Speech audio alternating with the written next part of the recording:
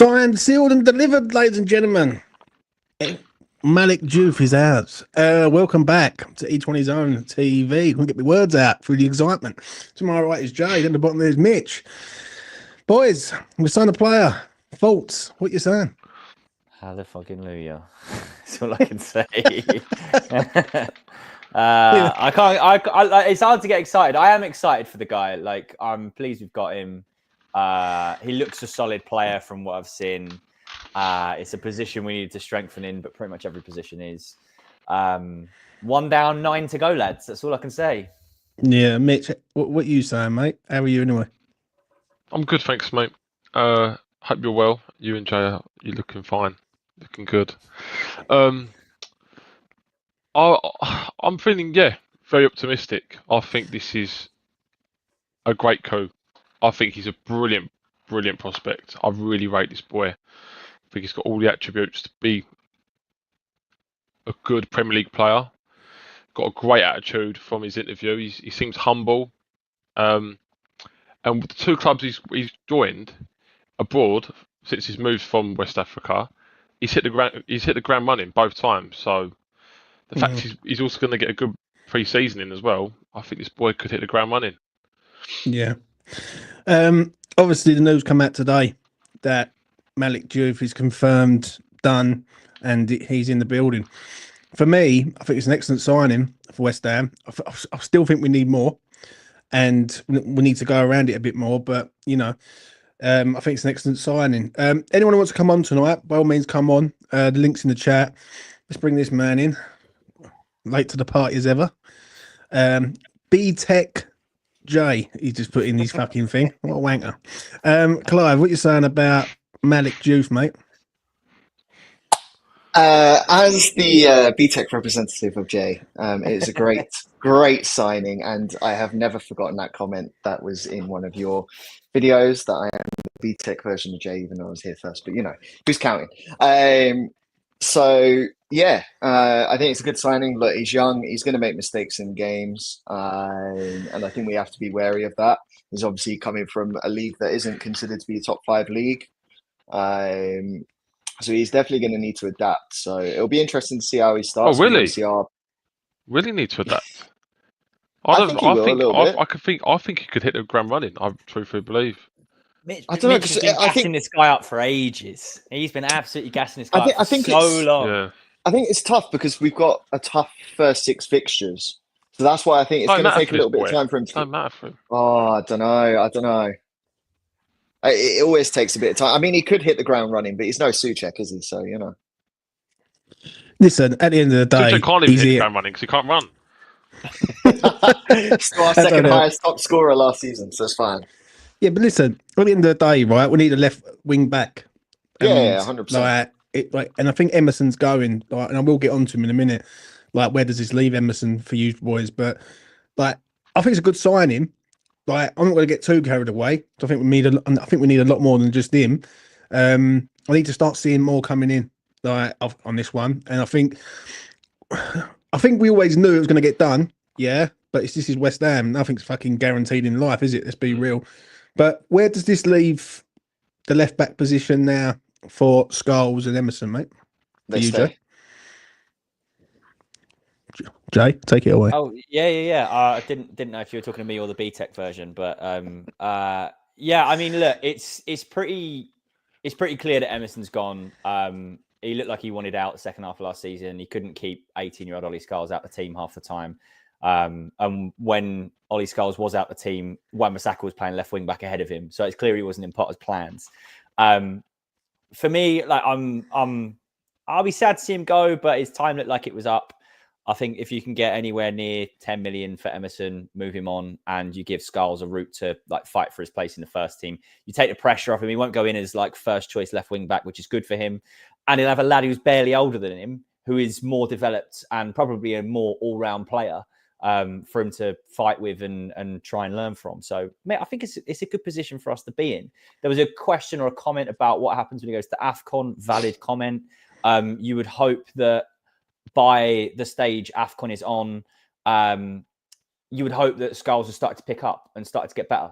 I think his development will either be very quick or it'll be not at all. I think he'll develop into a good player, but we'll see. Either way, I think it's probably the end for Emerson, and probably got 2 good left-sided defenders in the squad now. So yeah, I've got nothing more to add other than that. Mitch, what you saying about Emerson, mate? Because I remember when we signed him, Rob Newman signing, everyone used to gas up fucking Steiden, but Rob Newman was the man who brought Emerson to the club. What are you saying about Emerson, mate?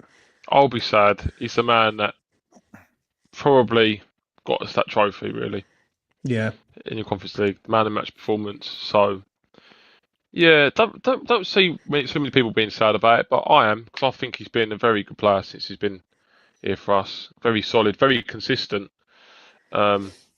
injury-free, great servant to the club in the few years he's been here. Good attitude. You know what? I tell you what, he's very much a what's it called? A player that everyone should look at and go, that's the kind of player that's a standard that a player should be playing to, and the attitude, the work ethic, because I think he's been a very good player since he's been here for us, and he's always kept his head down, even when he got stick at the start. He's done well, and I'll be sad to see him go. For me, I meant mine short and sweet. I completely agree with you about your comment and what you just said about Prague. I thought he was fucking superb in that game. Like, he completely deserved man of the match. He won the show for us. And I'll never forget that Moyes had the toss up between him and Cresswell. And then he went with Emerson, and I thought Emerson was just breathtaking on the day. I think he's been a really good signing for West Ham. I thought you want to be truthfully honest, and I'm going to be quite sad to see him go, because it's been games where he's been excellent defensively. He's not great. Going forward, he's excellent. Like he gets. I've always thought he's always been decent defensively. To be fair, I've never seen him. No, he's been roasted a few times in games, but who hasn't? Do you know what I mean?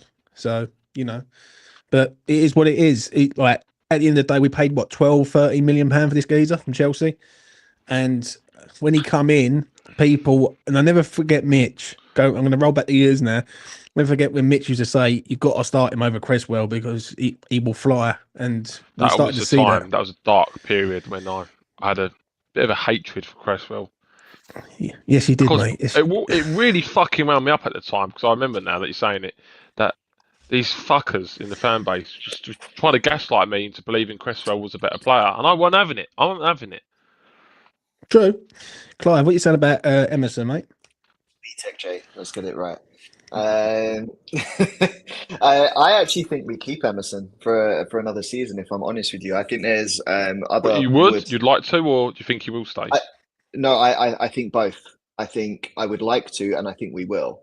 Hear me out with why I think we will. I think there will be other players that are more likely to be shafted out the door ahead of Emerson. And change his agent though. Are we doing any money for this window? I know, and I think we can get money via other players like Mavropanos. We know that Potter wants to keep Aguerd, so if Aguerd stays, he's also going AFCON. And he's probably going to go far in AFCON, if I'm honest with you. So that's a longer time period where he'll be gone. So Emerson could be utilised during that Christmas-January period, and not just Ollie Scholes, because I think that would be a lot. We have a lot of games over Christmas-New Year period. We all know that.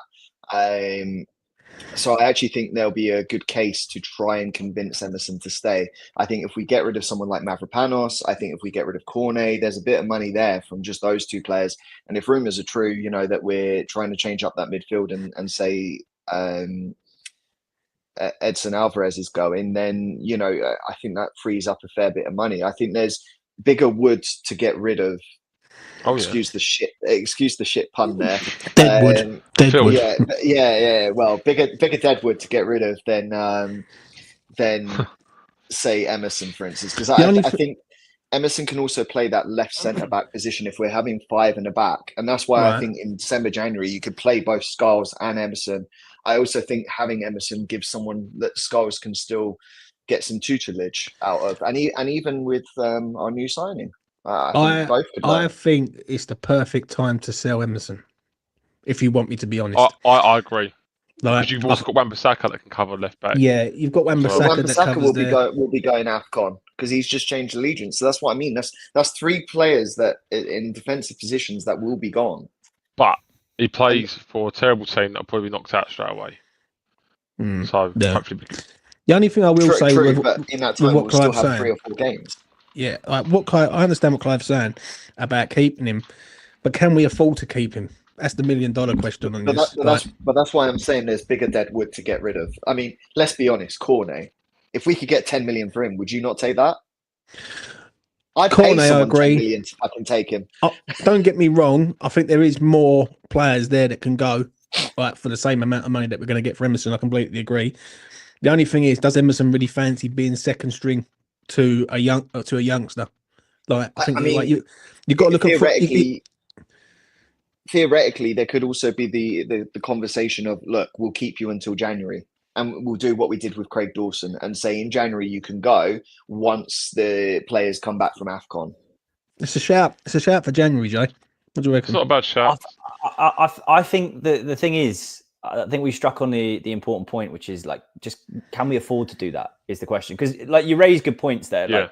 Like Clive's arguments are perfectly valid. Like we do need cover. We are going to need someone with more experience and stuff as well. But if you've got a player there who's worth, let's say, like 8 million quid, which I think would be a reasonable price for him.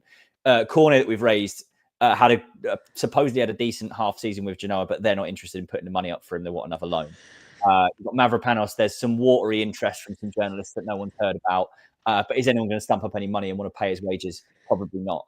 If Emerson's the only one there that's got value, who's got people who pay his wages, and that you can move on in a position you've already got 2 players that play there, I agree it's going to be a problem during AFCON. You have to gamble on the fitness of Ollie Scholes. You just have to gamble that he survives the 6, maybe 7 games that will be out there. When he cover from Saka, most importantly. We've got nothing. Yeah, I was about to say, because if you actually look at the rumours of who we're linked with and everything, and what West Ham allegedly want, it was a left back, midfielders, and a winger or something. So we're not even talking about right wing back. Yeah, that's in itself concerning. The only thing I can think of on that is Mavropanos stays, because he can play right back. Wing back though. It's one of the. I don't imagine his long legs. His long legs going all the way down, coming all the way back. All I'm going to say is this: I don't know what system he's going to come out with this year. People are saying it's a 5-3-2, 3-4-3. I'm not mega convinced on this one, right? Because I did notice a few times last season when West Ham were up against it, he would just flip. He would chuck that system out the fucking door and then go 4-3-3, and then he goes with a back 4. I think the only reason why he's not concrete on the back 4 is because he's got 2 fucking people who can't header a ball in Kilman and Tadibo. The only reason you'd consider not buying any wing back on the right is if you're going to play either Somerville down there or even keeping Cornet. I think people sleep on that. Like, people sleep because Somerville's been injured and we haven't seen him since January. I think people sleep on the fact that Somerville is going to be used as a right wing back. Whether people like it or not, there's the debate to be had as to whether you think it's good for him. I'm so considering we're looking at wingers. Considering we're looking at wingers, it says to me that's where he's going. That's the only reason he wouldn't sign a. I just think we're looking at wingers because it's a cover up for Kodas. Because if Bowman gets injured, you need someone for there, or if Somerville gets injured, you need someone on the left. And Paqueta's not guaranteed to stay as well. Yeah, you're not wrong, but we need a squad that's like a bit more versatile, that's a bit more dynamic. We're very rigid in the kinds of positions that players can play. You look at Kudus, right, as a great example. Best position was right wing. He didn't have another position that he played well in. He played in the 9, he played in the 10, and he played left wing, and he was shit in all of them. Like, let's be honest. He was brilliant as a right winger, but he was crap everywhere else. Let's be real. Yeah. So we need players who are capable of playing in multiple different positions. So I don't hate the Mavropanos shout as well. Like, I don't think he's a great player, but if you want a squad that's versatile and you can't get rid of people, you look at it as in a realistic terms when you need like 8-9 players this summer. If you've got no cover for right back and you're playing 5 at the back and you've got Wan-Bissaka right wing back, Somerville right wing back. If Wan-Bissaka goes to AFCON and then Somerville gets injured again, fine, you switch the formation, you play 4 at the back, you put Mavropanos there. It's plan C, but it's a plan C. Doesn't that give case for versatility of keeping Edson Alvarez? Because obviously he can play both centre back and defensive midfield. I can't deal with Alvarez, mate. I see people shouting that, but these will be the same people that are big moaning at him if he goes and gets a red card. Don't get me wrong. I would love to get rid of him. I've never been an advocate for him. I'm pro Tom. I've seen this big chunk of the fan base, this big wave saying Give him another chance. He was good in his first season. There's a player there. I really don't have a fucking clue what people are seeing. I think Lucas said it on day one. Look, Lucas think said it on he's day one, didn't he? not shit, but he's just for the Premier League. He's not right. He's just not right. He's not good No, enough for and the ball. Anywhere near good enough he for the has ball. no mental capacity of understanding the game because literally we could be fine in a game and all of a sudden he riles everyone up by doing a pointless challenge that was just not necessary. no, And it but just what it changes the whole is, concept. He has yeah, no but management. what it is, he's a walking yellow card every single fucking time. That's what I mean. And at the end of the day, do we need passengers at West Ham? We don't need passengers. Like, thing is, like, there was one red card last year. And I said it last night on an after hour show I done.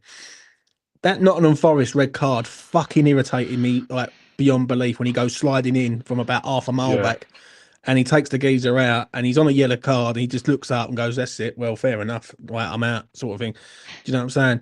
I just think like if his stock's higher, get rid of him now. Yeah, as long as you've got a backup plan of who you're going to bring in. He's Do you just know come what I off a mean? really good national performance as well, where his stock apparently has gone up. His value's got up by like 5 million or something. How much did we pay for him? 30 million, was it? Yeah, It's about it was just under 30. I think it was like 30 million euros. So it was like 27 Yeah. mil or something Honestly, and they sound harsh, just to get rid of him, because I really don't rate him. So I'd get rid of him for 20. Now, if North came in for 20, I'd take 20. Oh no! I mean, to be fair, he got what was it? He was part of the team of the season for what was it, Gold Cup or whatever. So if the stock's high, I think we can milk the exact money that we paid for him, even if he's aging a bit. Yeah. Especially in a team with Potter. If you're going to play back five as well, you're going to play a midfield. You need a midfield that can play with the ball at their feet, that can progress the ball. He's so poor with the ball at his feet. It's insane. He just looks so clumsy. Yeah, no, I think the league's too fast for him, mate. If you want me to be like truthfully honest, I think Honestly, it's a little bit of everything. I think Do you know what I'm he's saying? quick enough. He's not. I don't think he's good enough. he's not good on the ball. Like, don't get me wrong, you want that sort of enforcer in your side, but for me, he's just not. He's not the guy. Like, you need so you can pick the ball up and turn and move. Like, Souček gets a lot of stick for that, and then which I can't work out with this fan base. I'm not going to lie. Souček gets shitloads of stick for that, and then Alvarez don't get the stick for that, and he don't do it. Do you know what I'm saying? But I can't work that one out. The only thing I will say, like going back to Diouf, where do you think he's going to like fit for West Ham? I know he's going to be left wing back, but one thing I listened to him today on his interview, fucking beautiful what he said. He said the first thing is I know how to defend. And I thought, yeah, mate. I thought now you're talking my fucking language, mate, 100%. Because I can't stand these wing backs who can go forward but can't defend. Lucas gave me an incredible stat earlier. As a left back, he's in the top 96% for aerial duels as well. So he's good in the air then, yeah. Well, that's what we need. And I know he's pretty tall. But Yeah. Fucking hell, that's just very impressive, especially doing that in the league, where half of them are like 6'2" anyway. Yeah, yeah. What do you make of it, Jay? With him? Yeah, it's going to be interesting what it does, like tactically. We obviously needed, like Potter's always preferred the 3-4-2-1 with like the box midfield, doesn't he? And we just haven't got the personnel to play it.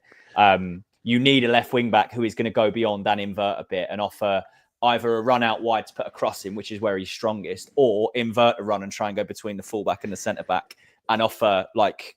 If Fulkrug's dropping in, offer a through ball for him. So he'll offer that versatility. We're still a long way off being ready to play that formation. He's a start. He's one of like 4 or 5 signings we probably need before we're ready to play that formation. I don't think it suits Jared Bowen. You need a left-sided 10. You need probably another centre midfielder who's capable with the ball at his feet. You need another centre back as well. So what do you? There's a lot of pieces to the puzzle yet. What do you think we are going to play, system-wise?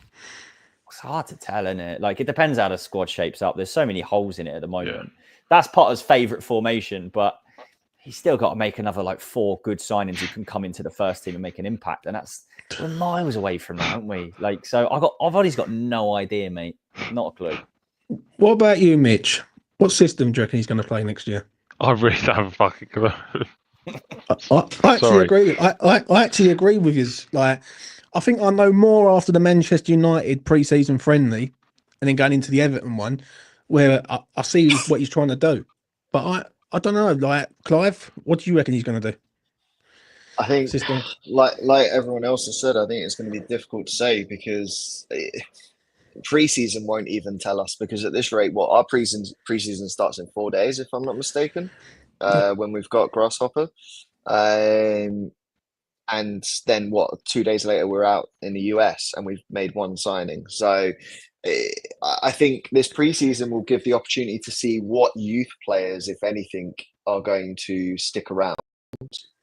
And perhaps from that, maybe we can sort of gauge towards the end of preseason what sort of formation is going to happen. To be honest, I don't think we're going to know until at least the Boyle Sport Cup happens, which Yeah. is what the last. What a cup.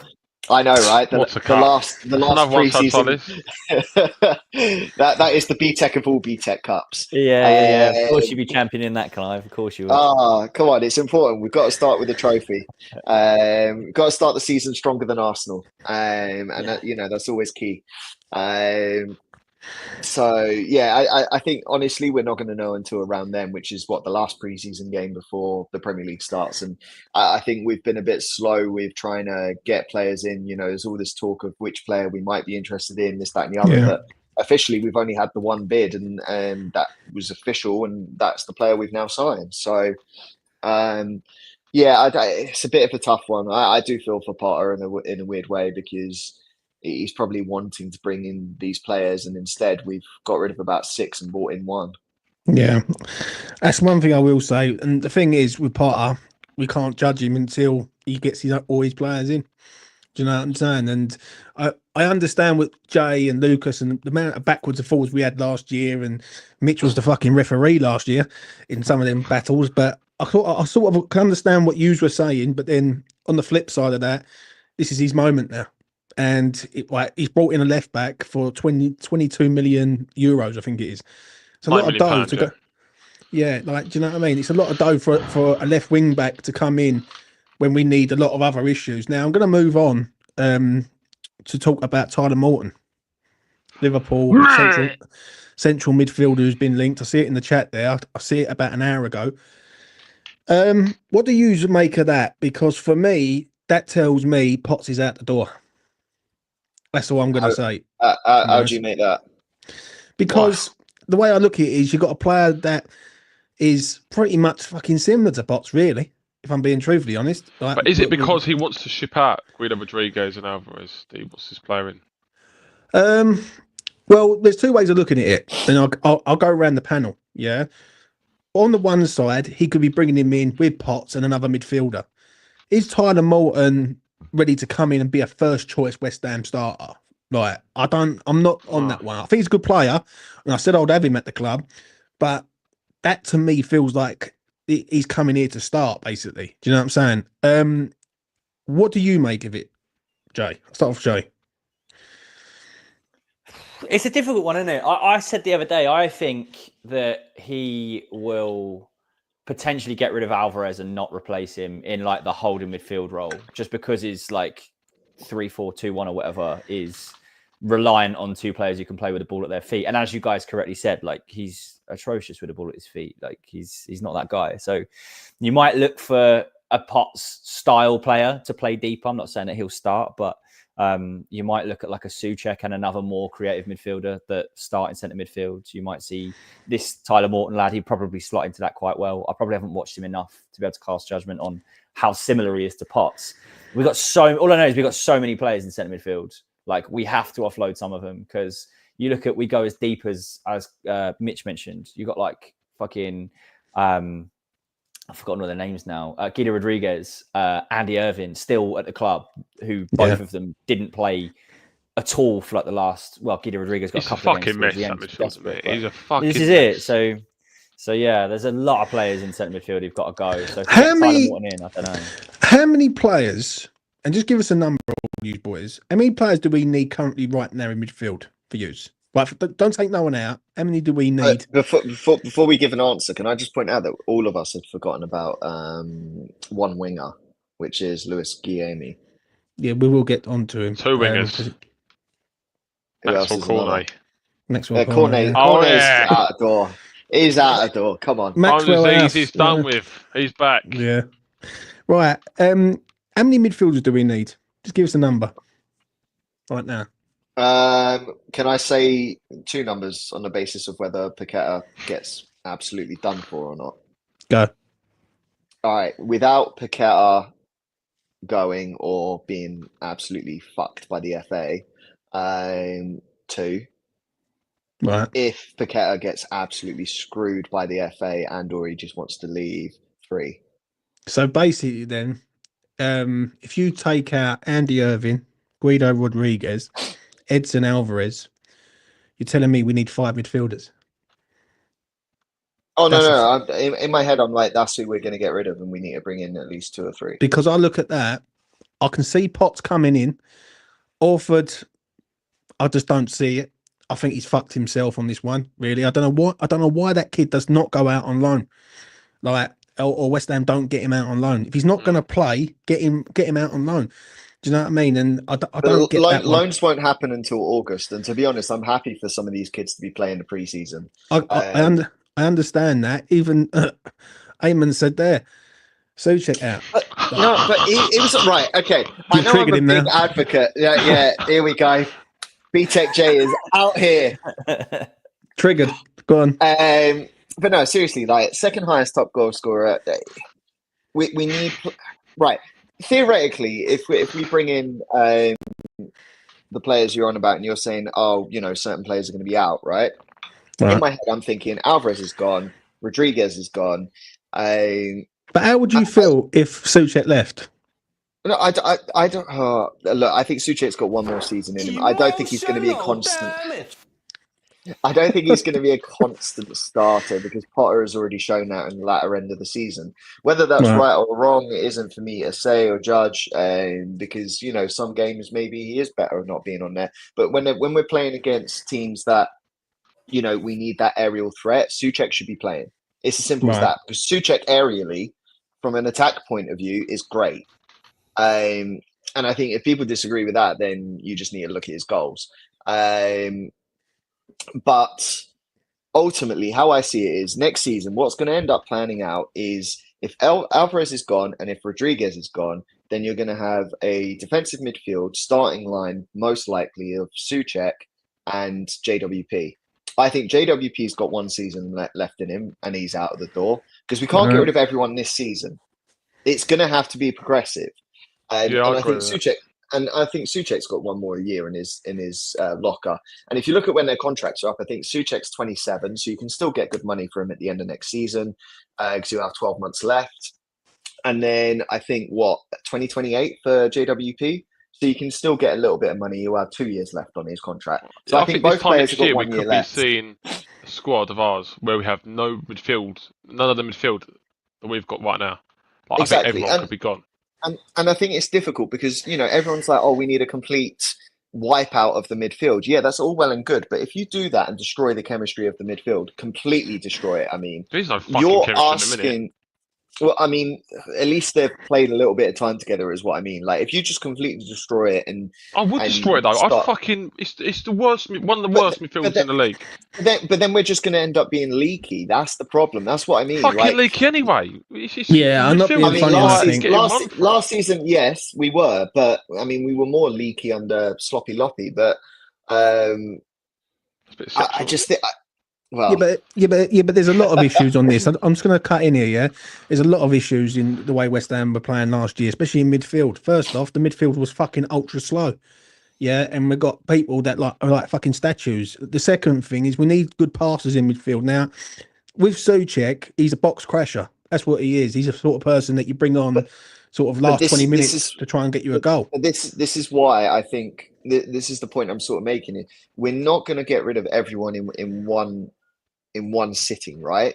And ultimately, I don't think bringing in Morton, if we were to bring him in, I don't particularly like the thought of bringing him in, but I don't think he's going to be coming in to be a starter. I think he's going to be coming in to just basically be... Yeah, but if that's the case... What the fuck is the point of that? What is the fucking point of that? I agree with Mitch on that. I really do. So what is the fucking point in paying 16 million for someone who's going to sit on the bench? You might as well let fucking Orford or fucking Potts do that.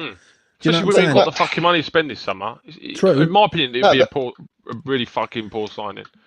No, but the thing is, you're then saying, "Oh, JWP is going to start every game or Suchek." No, I don't think neither of Souček, them will. by the looks of it right now, I would say Souček is more of a starter than all of them. Yeah, agreed.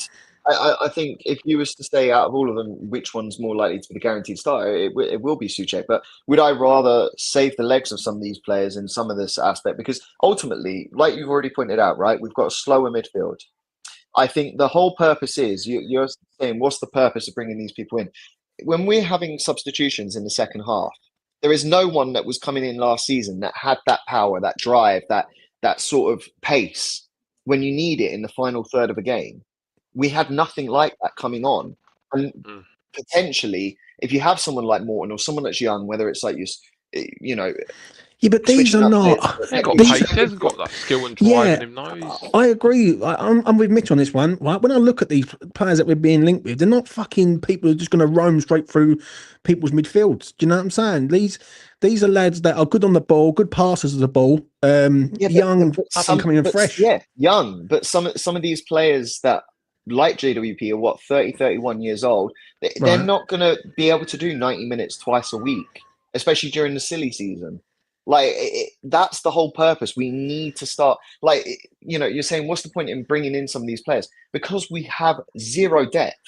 So yes, this season they might be people that don't necessarily start the first half of the season, but come the second half of the season, they probably will become our starters. Right. I just want to get to this. Yeah.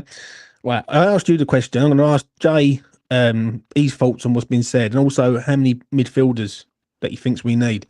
Because for me, I think we need at least two, minimum two, and them two have got to be players that are literally first team starters. If I'm being truthfully honest, go on, Joe. Let you land. Go on. I think we need to sign someone who's going to come in and immediately improve the midfield creatively, because we've got no one who can pass between the lines. Paqueta's the only one who has any like resemblance of a player who can pass through the lines, but he's so hit and miss, and I don't think he'll be there next season. So we need to sign someone who is better than what we've got, capable of playing in a midfield two, and can break the lines. That's an absolute must. If we don't sign that, we're in for exactly the same, if not worse, than what we did last year. Exactly.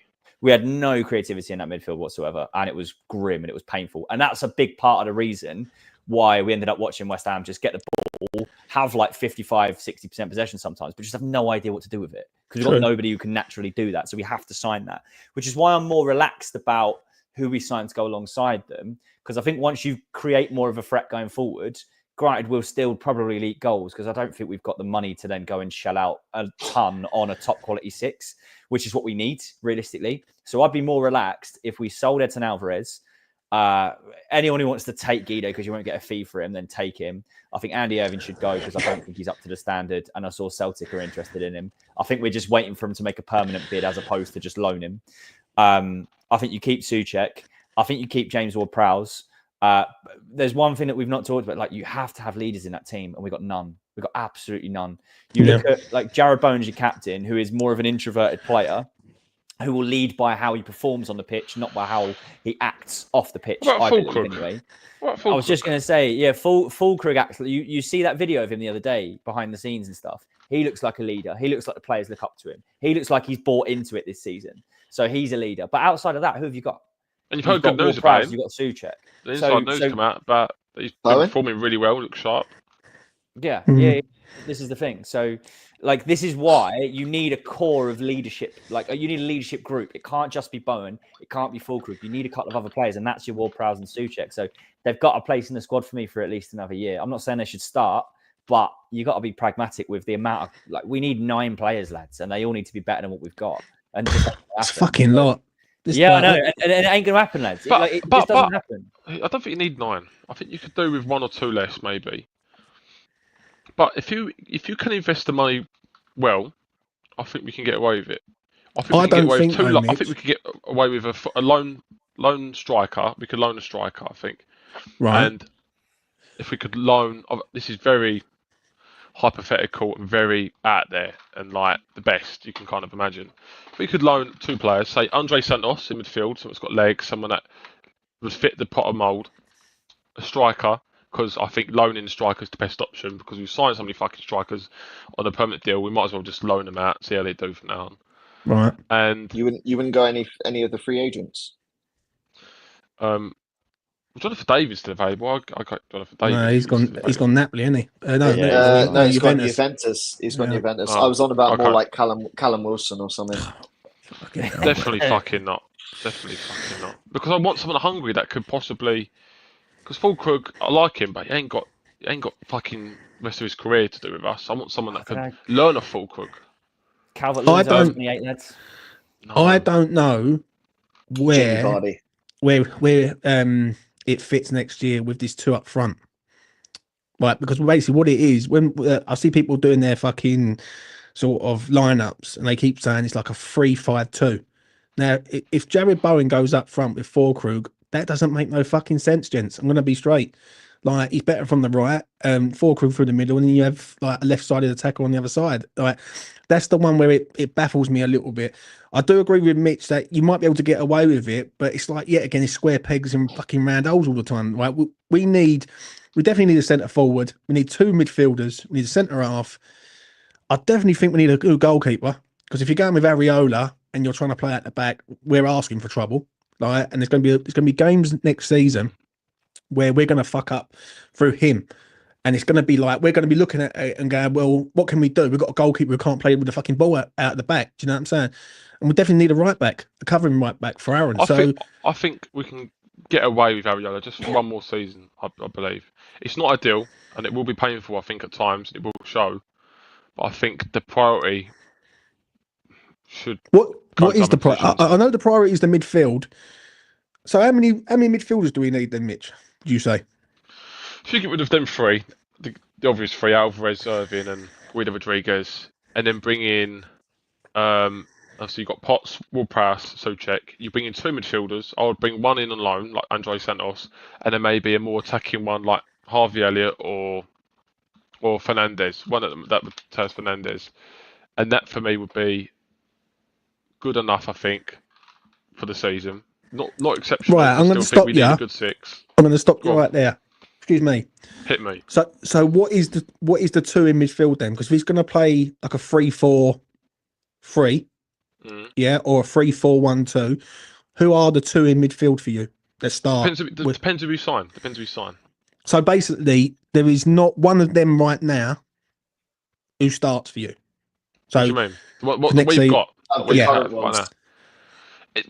I don't know. It depends who we sign. Personally, no. I think Souček possibly, but I really don't think Ward-Prowse has got the legs for it. I think even though Potter stuck by him for the second half of the season, it just showed he doesn't cover the ground enough. I think now, yeah. especially if you're going to play a two-man midfield, that kind of pivot that I think it's going to be. I think he's going to get lost a bit.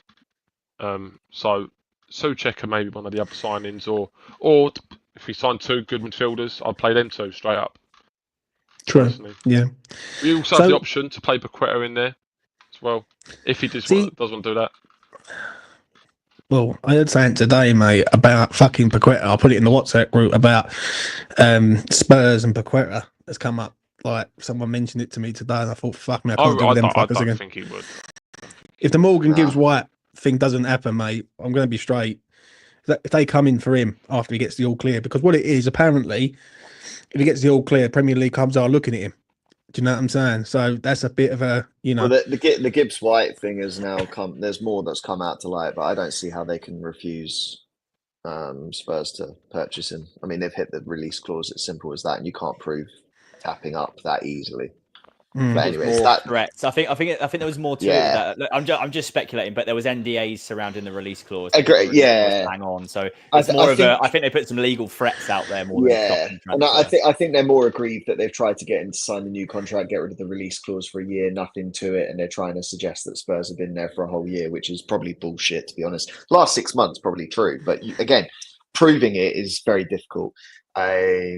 And regardless, I mean that's not our player anyway. So who gives a shit?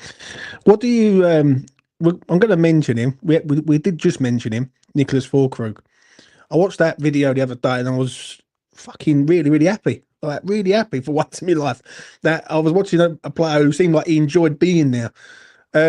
Jay, what did you make of that video, mate? It was nice seeing a bit of personality around our squad again, wasn't it? Like it's True, ages yeah. since I've felt any connection to anyone in our squad. It's like it's just a bunch of blokes wearing a shirt half the time. But it was a guy who's just like having fun and looked genuinely like he was enjoying himself at pre-season, which we haven't seen in years. Not since like there was. I remember like Declan Rice coming back to pre-season and looking absolutely buzzing to see everyone after he'd been with England in a tournament. And like since then, I haven't really like felt anything watching the players in pre-season. So it's nice to see him, mate. He looks lean. He looks like he's been keeping in shape. Let's hope that if he bangs a couple of goals in pre-season, then we might actually get excited about having him up front. I still think we need some. We obviously know we need some backup for him, or we need someone young who's around him. Or as Mitch says, I'll be happy with a lone striker. It's just the last lone striker we had didn't work out very well, and I don't know who's going to be available. Is all. Is so he? The striker market this year is shocking. Yeah, Nicholas Jackson might be available online towards the end of the window. Who's that, sorry? Nicholas Jackson, would you take him online? No. We ain't getting him, mate. Do you know what I mean? Why not? He doesn't want to. We've got more chance of digging up Michael Jackson, mate, than fucking Nicholas Jackson, mate. I'm telling you that now. And that's no fucking joke. Like, we ain't getting Nicholas Jackson, mate. Let's stop the cocaine. Why right not? Now. Why not, truthfully? We ain't going to get him, mate. Because one, right, he's going to look at us and think, fucking don't take the piss. And two, nah, it ain't going to happen, mate. He's more than likely. He's a laughing stock at Chelsea, though, and he wants out. Oh, fucking great. So you bring him to West Ham? Leave it out. No, but I'm saying from his point of view, though. I'm saying, not for me. Why would he look at us? I think that not bad. Stays in London as well. I don't think one thing I will say is that West Ham do need to bring a signing in that is going to erupt the fan base in a good way. Like Harvey Elliott would be the ideal. Hello, Harvey Elliott. I mean, that is the obvious one. Yeah, Harvey Elliott would be the one where everyone goes right, stands up, and thinks, right, now we're talking. Now you're talking our language. Would it happen? Not 40 bar. It could. I can't see it for 40 million, mate. I think if you get rid of we need Paqueta, money. We need to sell.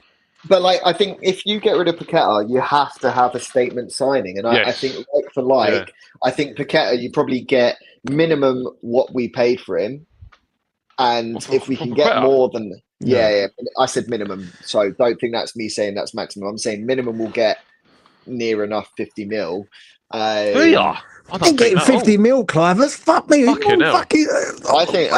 think we do, just on the basis of there would be, if he's seen as not guilty, I think there's enough European clubs that would be interested in him and that would take him. So yes, I think we could easily get the 50 mil. I don't think we'd get the 85 that Man City were going to pay, but I do think we'd still get the 50. Surprisingly, I know. Get 30. Fucking hell, we get 50 mil, mate. We've had it right off. Jay, the reason I think we'd get the 50 is exactly why we're probably linked with Harvey Elliott, because if he's going to be 40 or 50 mil, then that suggests that there is at least some sort of inkling that if Paqueta is seen not guilty, that we could easily get that around the money. Go on, Jay. It makes sense. Like what Clive is saying makes sense. I think we'll get like 40 mil for him, and we'll bid 40 mil and go, lads, that's it. Like we've got 40 mil, and we'll pay 40 mil for him. I think the second that Paqueta's found innocent, if he's found innocent, is when we'll move for him. Because I reckon immediately there'll be clubs that are saying, when he's innocent, we'll call you, and there'll be a few clubs that get in touch, and we'll probably get the Elliott deal lined up, and then we'll just sell Paqueta for whatever we need to pay. Can you accept though, Jay? Quickly before I say this, can you accept a 40 million plus a buyback on him? I think you just have to pay the extra 10 million, get 50. 50 and get rid of it. Like we could negotiate. We could get 45. Or there's another alternative, because obviously they've said the buyback. Fuck off the buyback clause and say to them, look, we'll do a sell-on clause. Give you 10-15% for sell-on. Because he's still, yeah, I know, but I'd rather that than a buyback, because you could end up with Harvey Elliott for just 12 months. And then you're in the 12 months' time, we're going, what the fuck is this about? And if Harvey Elliott is going to leave us because he's too good for us, ultimately we'll get more money than what we paid for him. Yeah, but I'd like to keep him for longer than fucking 12 months, at least 2 or Yeah, of 3 course, years. yeah. You know what I mean? Like, you can't make a statement signing where it basically goes, all right, in 12 months' time, Liverpool are going to fucking take him back, and we're only going to increase 5 million on that, because that 5 million we've lost in wages. So you've made fuck all. This is Do where the you- buyback clause has got to make sense, though. If Yeah. you sign in for 40 and the buyback's 50, it doesn't make sense. The buyback has No. to be like 65, 70. 75, something like that, I would and say. then But it makes sense. also, I think depending on when this Paqueta situation happens, I would not be surprised, because the FA, I reckon, are going to leave this as late as fuck. I think what's going to end up happening is we're going to fucking shit ourselves Cunts. and go, Harvey Elliott, come on loan for 1 season. We're going to end up loaning him with the probably guarantee of purchasing the following year, Yeah, but which actually could be good for us, because I then we actually can don't spend mind some that, money though. elsewhere. yeah, but if someone said to me right now, you loan him, but you've got to sign him the following season, I say fucking go and get him right now. No, 100%. But also that frees up potentially to put in a little bit of money elsewhere. So in a weird way, would I rather utilize one of our loans for a guaranteed Where does he purchase fit? on him? Yeah, If we say Harvey Elliott does end up at West Ham, where does he fit for you, Jay? up my arsehole. Thank you very much. Sorry, was that where does Harvey Elliott fit for us? Yeah.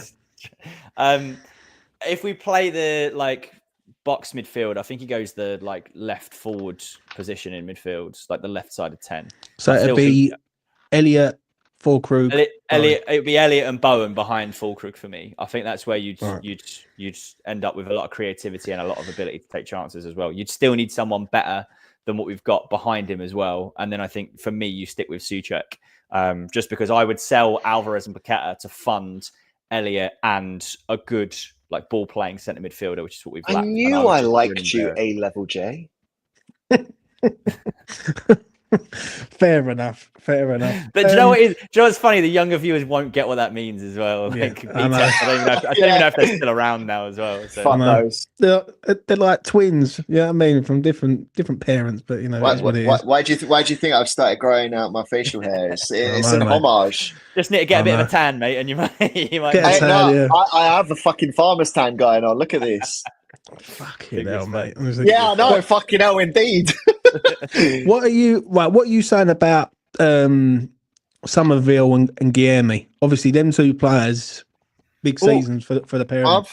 I've heard, Okay. what is it, that Guilherme wants to stay. I think that's quite good to hear, to be honest. Yeah, we haven't really given him full chance. I'm intrigued to see what happens in pre-season, because obviously Somerville's already done his injury, so that's him out of pre-season. So I think this gives Guilherme a great chance to show what he can do. I like that he is passionate about staying, and Mm. Got a good mentality about him. Good attitude. yeah, exactly. And he's still very young, so I think I'm really happy about it all. There's just hope that his performances on the pitch are as positive as his outlook on West Ham. Jay? Yeah, mate, I'm happy to see it. There's a world, right? There's a world where we start that box midfield and Guilherme starts as the left-sided 10 against Sunderland. And look, it ain't ideal, but fair play. He looked really, really good towards the end of last season with his little cameos. His movement off the ball looks like it's improved massively. He looked like he was playing with a freedom. Now, granted, his finishing still needs work. He still lacked a bit of confidence and whatever, but he was just drifting and finding these areas, these pockets of space in between the lines, which we haven't had anyone who's able to do. Sorry, who's So this? he- Sorry. This is Guilherme. Guilherme. Oh. And he was just offering something different. And for me, if we start the first games and we still haven't got that left-sided 10, but we're still in the market for it, I don't think it's the end of the world. I think he could have a good season. This is the year when you want to see him kick on, right? I never expected anything from him last year because he was too young, he was too green, he wasn't strong enough, wasn't fit enough. But since he's gained that little bit of confidence, he's been around the club for a little bit longer. This is the year for him. He either makes it this year or we probably move him on at the end of the season. So yeah, That's a bit like seen him half of grow our- through the season in terms of his performances. Very slowly. That opinion of him is very much like half of our academy players that are making it into the first team, in my opinion, for this season. Yeah, but the thing is, half of them players haven't cost 25 mil. And this geezer has. No, but I can imagine Guilherme being able to be sold on for at least 20 odd mil. I mean, there was already interest in him, even though he's done absolutely F all at West Ham. You know what I mean? He has that interest and that ability to get the money back, whilst half of our academy players will be lucky to get 5 fucking million. It's understandable. For me, I thought he was a bit gassed up a bit too much last year for what he'd done, but I wasn't expecting much of him. Do you know what I'm saying? Nevertheless, I think this is it. This is it now. Shit, Do you know what I'm saying? And yes, Mitch, we know what you're Alvarez hate. But for me, Guilherme, it's a free hit again for him, I think. Do you know what I'm saying? One player that has got to do well this year is Somerville, which I'm going to come to now. He started okay, was in and out. Fucking Lopetegui fucked him about with him. Then he got injured under Potter, and we haven't seen him again. How much of a big season, Mitch, is it for Somerville for you, mate? huge. It's massive, and if Potter's season was a huge asset, which is what we're hearing, then let's hope he can make a statement. I think he looked little bit lightweight last season, not really physically ready for the Premier League. He needs to kind of change the way he played. Obviously, his last performance that he had against Villa in the Cup under Potter was probably one of, if not his best performances we've seen from him. I think there's definitely potential there. I'm not 100% on him, but I like that there's good potential. The only thing I will say about before I get to you boys, is I don't like him in this fucking wing back role. I know Jay's mentioned it earlier on. I really don't like it. Yeah, and I'm looking at it and I'm thinking, well, are we nullifying his talent and put him in a position a bit like the Judas up the fucking road? Do you know what I'm saying? Like, I don't like that one. I've always liked him as a winger. He was a winger at Leeds. He was a winger in the under-21s for Holland. Like, what you saying, Jay? I think firstly, so two things on that. Firstly, it's Somerville's season is massive for you, James, because you've been bigging him up since we signed him. And we have got those receipts. True story, people. We have got those receipts. If he flops this season, we are coming for you, James. Don't you worry. I'm here all week. Like, James's love for left wingers is shown over the years. We'll just go back to certain Saeed Benrahma.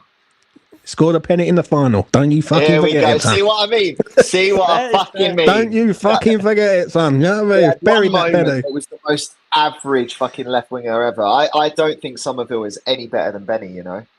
It's big that. You're taking the fucking piss, mate. Fuck me. No wonder you don't come on here once a year. Get the fuck out.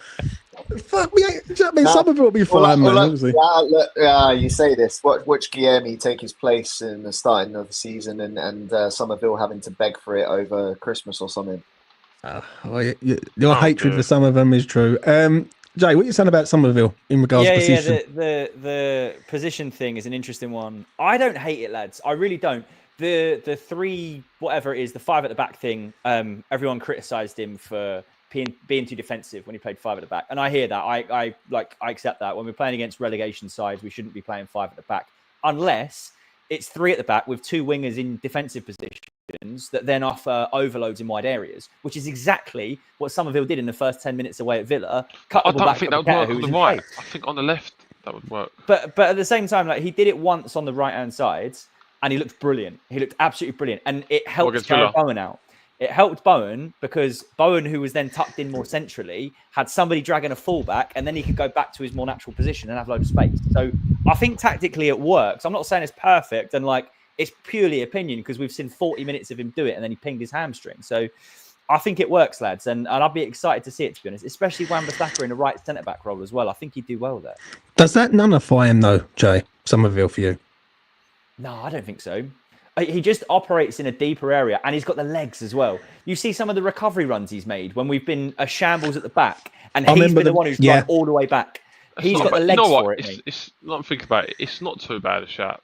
I just don't want him because he's young. I don't want it to hinder his progress going forward. I agree, Mitch, on that. I really do. Because when he was such a goal threat in the Championship, it's just you're taking that away completely. Just compare what Potter did at Brighton. He had Leandro Trossard playing at right wing back. Got a tune out of him and he got a move to Arsenal. So like he's done it before. He puts wingers at wing back and he gets them playing well and he gets them scoring goals. So like it works for him, is all I'd say. Talking of Trossard, I wouldn't mind taking him. Where are you taking him? Up the pub? To a restaurant? Because he ain't fucking coming here. I spoke about that the other day. I said the same thing. I would definitely take Trossard. Oh, come on, lads. No, because look at the signings that Arsenal have made. Trossard's going to be able to be let go, and I don't think his wages aren't going to be horrendous. Yeah, His wages aren't going to be horrendous. Like, you got to look at realistic players, and he has a bit of maturity about him because obviously he's more of an older player. We need a little bit of leadership in the team. So, I don't see why not. Do you know who I would take from Arsenal? And I want to get to that comment from hammering away. Is Nweri, Ethan Nweri. I think that's how you pronounce come his to fucking. us, I think. Because out, doesn't he? He wants out, and Does he? if Arsenal can't get rid of him, I'd definitely take him on loan, mate. I think he's a young up and coming player. He would suit Potter to a point. But he's more of a right-sided player, though, isn't he? I'm going to say, but he would happily play. He would happily be second string to Bowen. I feel. Would he? I reckon so. That 18. Hold on, chill the fuck out. Guaranteed purchase. He's going nowhere at Arsenal, mate. Like, do you know what I mean? He can't even get on the fucking pitch for Arsenal. And shout out to DJB. DJB, who said that to me on an Arsenal channel. He said, James, he'd be perfect for you over there. Do you know what I'm saying? Right, before we come to the end, because obviously no one has decided to come on, let's talk about Graham Potter, because that's the big one now, right? Obviously, people got their opinions on him. I just want to go around the panel and get the views of the chat of what you're expecting from him this year. Now, I'm going to go first. I need to see a few more signings and see how he goes in pre-season before I can even judge this geezer. Like, no one can really judge this geezer. Something Nicky Hawkins said the other day on a video, and I must admit, I fucking literally clapped like from afar. He said, as long as the balance is right at West Ham, then we might be all right this year. And I do agree with him on that, because the balance has been fucked at West Ham for a long time. We're either 2 attacking, 2 defending, and there's no balance. I'll start off with you, Mitch. What you saying about Potter, mate? I completely agree. I think it's really based on the signings and who he lets go. I think we really have to get rid of this Deadwood that we've got in this fucking squad. This Deadwood's been building literally for 2 years. It seemed like we had a really thin squad, got a big squad again, but then all the after players are useless. So we've got loads of Deadwood again. Obviously, towards the end of the window, we'll see all the Deadwood go. I think I truthfully believe if we can get a couple top quality midfielders, in my opinion, say Andre Santos, a similar type of player as an 8 that can do a bit of everything. That's got legs. That's the key word. That's got legs, and a big name player, talent like a Harvey Elliott or even Mateus Fernandes. I wouldn't mind, to be fair. Then I think there's a decent chance that we could have a good season. Because I think the midfield is so integral to how shit we've been last season, especially. James, how long do you think it takes before Mitch wants to sell Malick? Well, we're going to find out, mate. We're going to find out. Clive, what are you saying about Potter? I think pre-season is difficult to judge Potter because we've made one signing. So unless we make a flurry of signings in the next 4 days, which I don't think is going to happen, I don't think we can judge someone on pre-season. I think we do have a struggle in terms of like the first 6 games of the season. If Potts has a great few games in the start, do you not think you can judge that? Pre-season is always a weird one. Like, you could have a shit pre-season and a good season. So I think I'm not too fussed. We don't like that myth. Yeah, I think that's bollocks. I think that's such a. I think if you have a brilliant pre-season, there's no way it gives you the exact same chances of having a good season as if you have a terrible pre-season. Hold on. So the reason I say this is because they're going to go to America, which we know is scorching hot. We've heard players moaning about the heat in America. Do you really think, as long as we don't look like absolute tits, and some of these players have some good moments, does it really matter if we win or lose that preseason? As long as we're not losing like 5-6 I disagree on this. I'm fucking. You're triggering me now. Oh my god! Because last season I sat there like fucking late at night watching West Ham get hammered against fucking Wolves and Crystal Palace, and I knew it was wrong under Lopetegui, and I was saying it from afar. But that's hammered. We got absolutely hammered in those, right? Like you said. I'm saying, look, as long as they put in a good performance and there's positives to take out of it. I don't think the result is a be all and end all. You know, Like we could lose, we could draw 2-2, lose right. 2-1 or something, and I wouldn't care too much because It's not about there's the key result. elements. That's what I'm saying. Yeah, like it's not about the result, but it's about the style of play that he's trying to do. Yeah, Like, 100%. I'm I need with to you on see with Potter before I get to Jay. Yeah, I need to see that like what he's trying to do is proactive and not fucking like up and down like fucking Tower but Bridge. I think the difficulty is what I'm saying is we haven't signed those players, and we've already alluded to that half of these players are going to struggle under this style because they don't have the legs, because they don't have certain things. And then you're telling me they're going to America playing in 30-odd degree heat. They're not only are they going to struggle with their legs, they're going to struggle to bloody breathe. Yeah, but everyone's going to struggle. The other team are going to struggle as well. Yeah, but I think we're going to struggle more. Quick question from Daniel. Yeah, how many signings do you think? Well, basically, we're going to buy. I think we only 3. make. You think 3 more, James? I think by the end of August. 3 more and then 2 loans. Okay, okay. That's not far off. I think we sign Antonio again. I think Antonio signs again as well. I think he'll come round to it and he'll sign. No, I reckon we get Wilson. You know. I think we need 3. I think Antonio should only be at the club as a third choice striker. So I think, and I think he's a good player to have around as a third choice striker. I think he'll sign, and I think we'll sign like 5, maybe. I think I agree. 5. I think including loans. Yeah. I think 5 is the number. I think 2 loans, probably 3 or 4 signings. It depends how many people we get rid of, and depends on what the Paqueta situation is as well. I think it's difficult, but I think with this season it's going to be interesting because what are we actually expecting from West Ham? Like, if I'm honest, I think it's not even top 10. I think we're going to be looking at 13th roughly. Yeah, that's my guess where we're going to sit. On that, before I get to Jay, right. I understand what you're saying there, but then that's where it fucking angers me to the point of I want to smash my face off the fucking floor. Because if we're going to just sit here and be a mid-table side, Bowen, I feel sorry for Bowen in that aspect. Yeah, but do you see why I think we're going to only be 13? Because like Potter's not been given the resources of, here's loads of money, now you can reset to exactly what you want. If he wants to build his style, it's going to take time for it to happen and adapt. And especially if we're signing a lot of people that are going to be, say, 24 and under. What happens next season?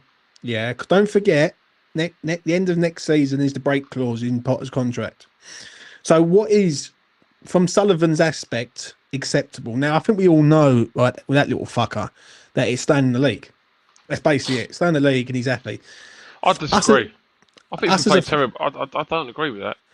Well, why don't you agree with that? Because he's put up with shit before, though, Mitch, if I'm being honest. But James, I can't see Potter having the entire season.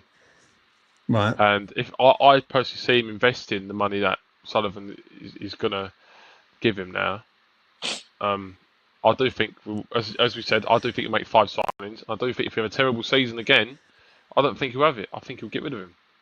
Oh, I think the option's there, and he's covered his arse this time. Joe, like with the Lopetegui thing, where he went in there and said, "Right, it's a 2-year plan, get me into Europe," and it's all backfired in his face. I think with Potter, he's got that break clause in there to say, if it don't go well, I can change it again. The issue is, are we going to be that club? And say, I remember Jay saying it a long time ago. I think we're going to need a cup run. Watford.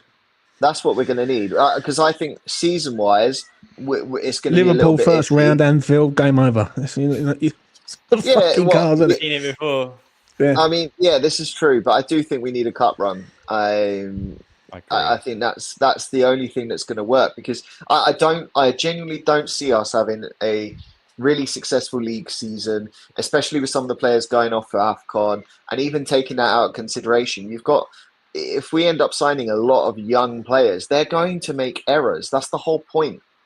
That's why we need some leadership in this team. Jay, what are you saying about Potter on the situation there, mate, and next season? Yeah, I mean, I think he'll get it a bit better than it was before, but I think he was the wrong man when we got him. I remember us talking about it and us being like, he was not the right fit for the club. He did need the chance to sign some players, shift on some deadwood. Shout out Rich. And he's getting that chance, but it ain't gonna be miracles, lads. I just don't see it. I think if he gets any improvement out of the players, i.e., we finish 12th, then Sullivan will turn around at the end of the season and go, "Yeah, do you know what? I'll give you your rest of your contract or whatever it is." And then if we somehow improve from there again, then he'll give him a new contract. Like, so just gradual stuff will be enough. So for him, I think. What becomes unacceptable, and then sort of medium, like on the level? Answer to this. What'd you say? I don't know. I think as far as the club are concerned, and as far as we're concerned as fans, are two different things, right? Because if we stay in the league, then Sullivan's delighted because we're probably going to operate on a shoestring. We'll have a negative net spend, and we're just trying to balance the books basically and make some cheap signings and some shrewd signings and whatever. For us as fans, we want to see improvement. But with what we've got at the moment and with where I think this transfer window could go, I think like 15th, 16th is pretty like realistic as to what we can expect next year. I won't be happy with it. How I see it is Burnley are going straight back down. Sunderland have fucked themselves over with AFCON because they've signed about 6 players that are all going AFCON. So I don't know what they're fucking doing there. And the rest of the squad, I don't think is good enough. And Bellingham's gone as well. Yeah, and then Wolves are going straight down, in my opinion, because they've got rid of Kuna. Brentford. I was about to say Brentford. If Mbemo goes, and then if they also lose Wissa, then they're going straight back into that area of dogfight. Forest might struggle because they've already lost one player in Elanga, and they're going to lose Gibbs White, in my opinion. So there's at least, I think, unfortunately, it's going to be a case of there's going to be 4 or 5 teams that are definitely worse. And if we're fighting, I think this is how the season will work. If we're still fighting where we could mathematically look like we could get relegated, and I mean like look like we could, then by say March, then that's a bad season. Especially if we've had no cup runs. But if we're in a position where like 12th, 13th and quite a bit of a gap, then I think that's something to build on for the following season. And I think that's what we need with Potter. I'm happy with 12th. Fucking hell, mate. Honestly, I fucking hate you sometimes. You say 12. Wait, it's like, 12. No, right. What I'm happy with, based on the team we have, based on the resources, and based on the fact that we've made one bloody signing, yes, I would be happy with 12th because I don't think we are realistically good enough to be higher than that. And what I mean by that is you're going to see some clubs that have done big spends. There are teams that were below us last season, lest I mention Tottenham Hotspur and Manchester United, who have both spent over 100 fucking million. We don't have that resource. Right. I understand that. This is where I'm going to counter it straight away. First things first is, who do you blame for this then? Sullivan or Potter? Because for me, this is the argument. Potter's fault. We've had no resources. Yeah, he's come in. Yeah, Potter's might be here, right? But if Sullivan's holding the money back, it ain't on Potter, is it? It's on Sullivan. Now, I'm not going to go into that because people know my thoughts on that. The issue is now, I expect West Ham to finish in the top 10. I do. Like you've got to be aiming for top 10. But this is the problem, because then we're going to be booing. We're going to be booing the players and the manager when that's indirectly incorrect, because it should be aimed at the board. It shouldn't be aimed at the team, because the team can't be any better than they are when, unfortunately, we're in the position we're in, which, again, that shouldn't be justified to aim it at the pitch. Yeah, but one thing I'm going to say on this that no one really mentions, I don't really see it on any other fucking channels, is Potter's also got to improve some of these players. Like, you can't keep saying about... How can you improve players that are the average age that's the highest out of everyone in the Premier League? They're at the ceiling. They're already at the ceiling. Is JWP all of a sudden going to be a world beater? He's 31, lad. Well, if you're talking about the young players he wants to bring through, like Potts, Guillermo... Yeah, that's different. Yeah, that's different, though. That's giving them a chance. But then you're saying to me that these players are not going to make mistakes. These are players that are youth players. They have not played a season. What you're saying is that we need to rely on them players. That's what you're basically saying. I'm not saying rely on them. I'm just saying that realistically, if we are bringing in such young players, especially defenders and whatever else, they are going to make mistakes, whether we like it or not. I don't know on this one. I'll round this up with me. For me, West Ham has to finish top 10. Simple as that. Yeah, I'm expecting West Ham to have a good season and try and get into that top 10 bracket. Now, if West Ham finish 12th and they're 3 or 4 points away, you can sort of accept that to a point. If West Ham finish 15th or 14th and we have the same season that we had last season, that's unacceptable. Yeah, I agree. And I can't sit here and agree with that because, like, do you know what I'm saying? Because I'll be lying to myself. Like, at the end of the day, does Potter need help in with finances? Absolutely. I think we all know that. And we won't really know until we do a video on here and we've seen all the signings that we got. Yeah. Or even if we do a video on here before the 16th of August. Do you know what I'm saying? Nevertheless, last season, we had all them signings and nothing materialised. Like, I think he's got to improve players, Potter. No one really mentions that. But if Potts is ready, right, you've got to improve him. Yeah. If we've got no money, you're going to have to fucking improve him. Guilherme, same thing with that.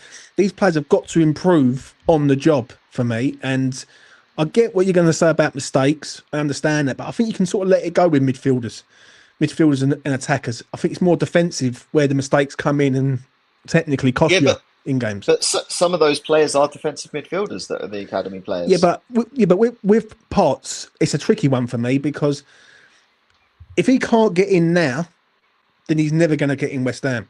No, I agree. Any of the youth academy that are 20 or 21 years old, it's fight or flight.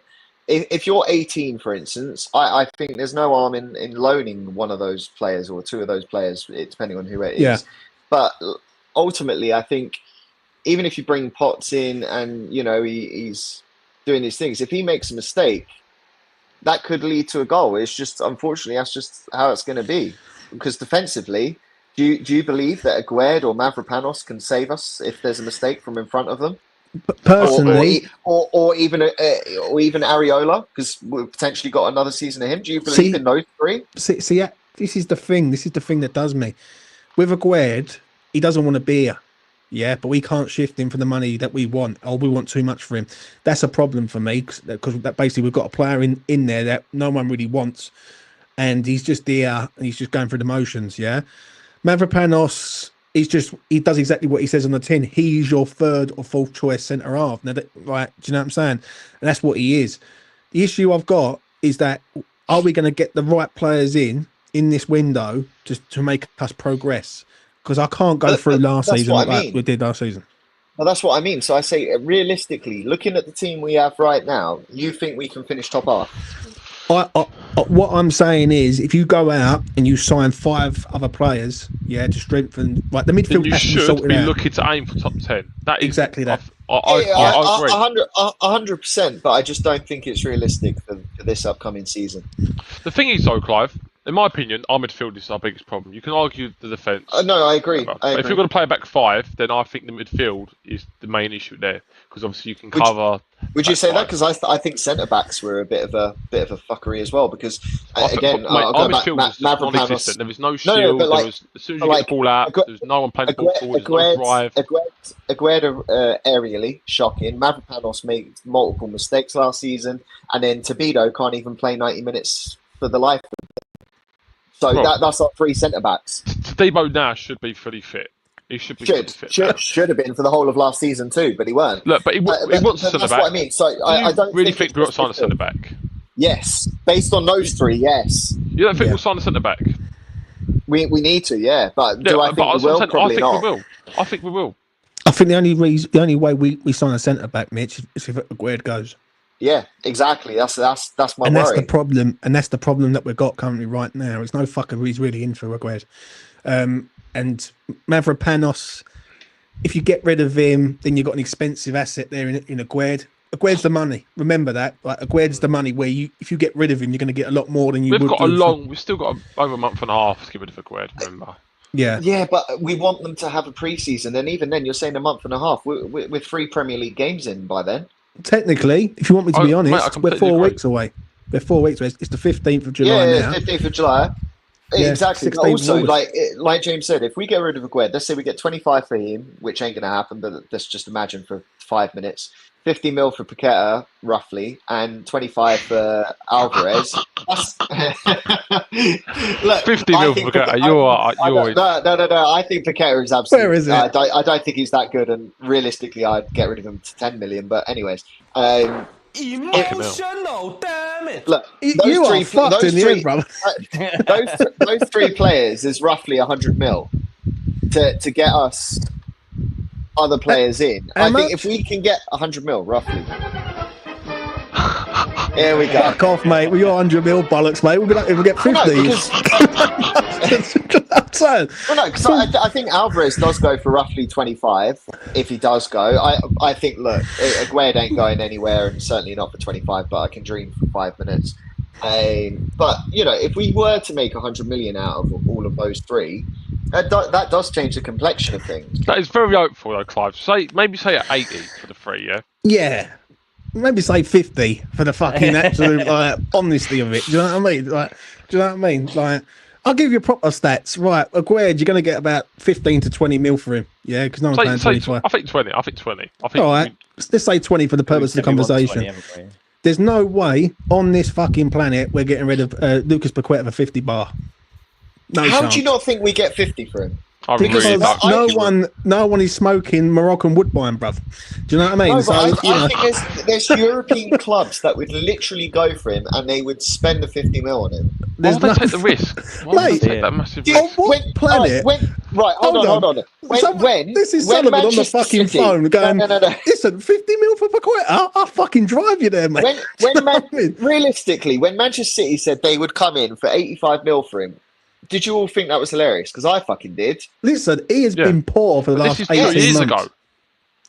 Yeah, but aside the point, but for some reason, he does provide that magic every so often. And unfortunately, when you compare So does the Magic playing FM, style, but I don't want them playing in fucking midfield for West Ham, Clive. no, so like the difference between Like- fucking West Ham and say a Manchester City style of team is they can rely on a player making a mistake and they know defensively they'll be fine and they're covered. At West Ham, we can't do that. And Paqueta shows how much of a liability he is in a team like West Ham. But in a team like Manchester City, he would not be a liability doing those things. So they will see him for his magical moments. And that's why I think there would be enough interest in him to get the 40 odd or 50 odd mil. Whether you think it's realistic or not, I think, unfortunately, somehow we get 50 for him. Well, Clubs ain't going to pay us 50 million. We know how they are. Everyone knows how much, like, we're struggling money-wise this season. Like, nice that's one, why we Clive. struggle to I've get lost 50 subscribers because of you, you bastard. You know what I One mean? for every million, mate. One for every fucking million. Right, Jay, any final words from you, mate? I'm overwhelmed with that whole conversation. To be honest, 50 million for Lucas Paqueta, madness. I don't know. Like, I think the last roundup that I'll have on like preseason, I reckon we get pumped heavily a number of times preseason. I think we go to America with a half-baked squad that is not fit to play Premier League football, with not enough signings, and I think we get whacked by a couple of teams. And I think that'll be pretty scary times. And hopefully that will motivate the board to actually put their hand in their pocket and buy a couple of players. I don't know. I don't fear any of them, really. But are we ready? Yeah, look at the state of our squad. I don't fear them, but I feel that they're a lot better organised than us. United? You think United are more organised at the minute? Yes. I think They've they're got fewer an holes absolute in their mess. squad than we do. They've got fewer holes in their squad. That's what I am shocked, just to say this, I am shocked that we haven't brought in more than just youth at the minute, especially when America is only, 5 to 6 days away, I think it is. So, you know, I'm a bit shocked by that. But listen, we all know transfers can turn in a blink of an eye. Do you know what I mean? And all of a sudden, like, we've got one, and then by the time we get to America, we might have 2 others in. So who knows? Clive, any final words from you, mate? That's enough, Clive. Thank you very much.